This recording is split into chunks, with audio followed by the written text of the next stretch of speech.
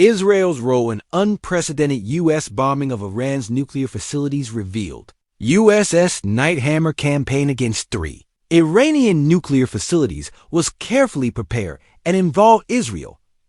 The U.S. newspaper Axios revealed on June 22 that Washington and Tel Aviv coordinated closely to carry out the Night Hammer campaign to attack 3 nuclear facilities in Iran. "We worked as a team. Perhaps no team has ever worked as well as we did. We have come a long way in eliminating the threat to Israel," Mr. Trump said after announcing the campaign. Israel clears the way for U.S. B-2 bombers to bomb Iran, according to Axios.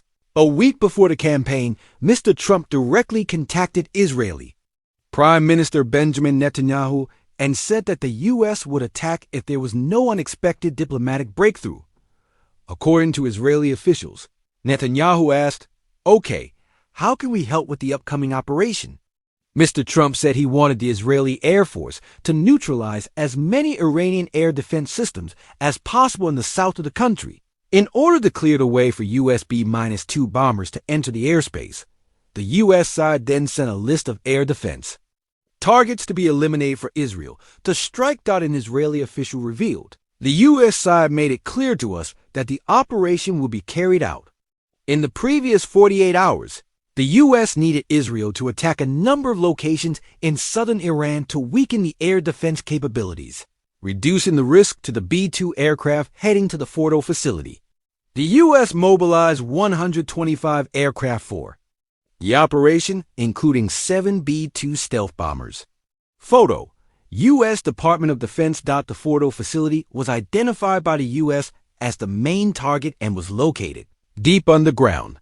So the Pentagon used 12 13.6-ton bombs to attack. An Israeli official affirmed that Tel Aviv did not pressure the U.S. to intervene militarily. "We are not dragging the U.S. into the conflict. Iran brought this on itself." Immediately after the B-2 bombers returned to the U.S., Mr. Trump called Mr. Netanyahu to inform him that Iran's nuclear facilities had been destroyed and that the U.S. continued to work towards a peace deal. "The U.S. does not want to continue airstrikes against Iran," said a Washington official. "But if Iran retaliates, we will continue to strike. For now, the president wants peace." The Israeli side confirmed that the U.S. had conveyed this message, although it acknowledged that it was unclear how Iran would react. The U.S. has made it clear that they want to stop here. Israel can continue to attack Iran, but for the U.S., that is enough, an Israeli official told Axios. Pentagon announced details of operation previously. Chairman of the U.S. Joint Chiefs of Staff, General Dan Kane, said this was the largest-scale B-2 bomber operation in U.S. history.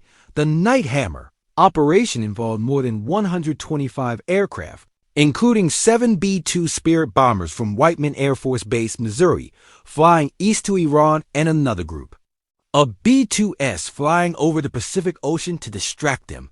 The bombers flew for 18 hours, refueling several times as they crossed the Atlantic and Mediterranean, then met up with fighter jets and support aircraft in the Middle East. At around 5 p.m. on Saturday, Washington time, a U.S. submarine launched more than 20 Tomahawk cruise missiles at targets in Isfahan minutes before the bombers entered Iranian airspace. At 6:40 p.m.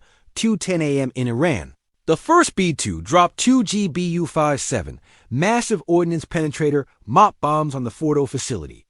Over the next 25 minutes, a total of 14 MOPs were dropped on targets in Fordo and Natanz, while Tomahawk missiles descended on Isfahan shortly afterward. General Kane said the Iranians did not fire their air defense systems or scramble fighter jets. Ultimately, the U.S. military said 75 precision-guided weapons were used in the operation. Initial assessments showed that all 3 Iranian nuclear facilities were damaged. "A full assessment will take time," General Kane said.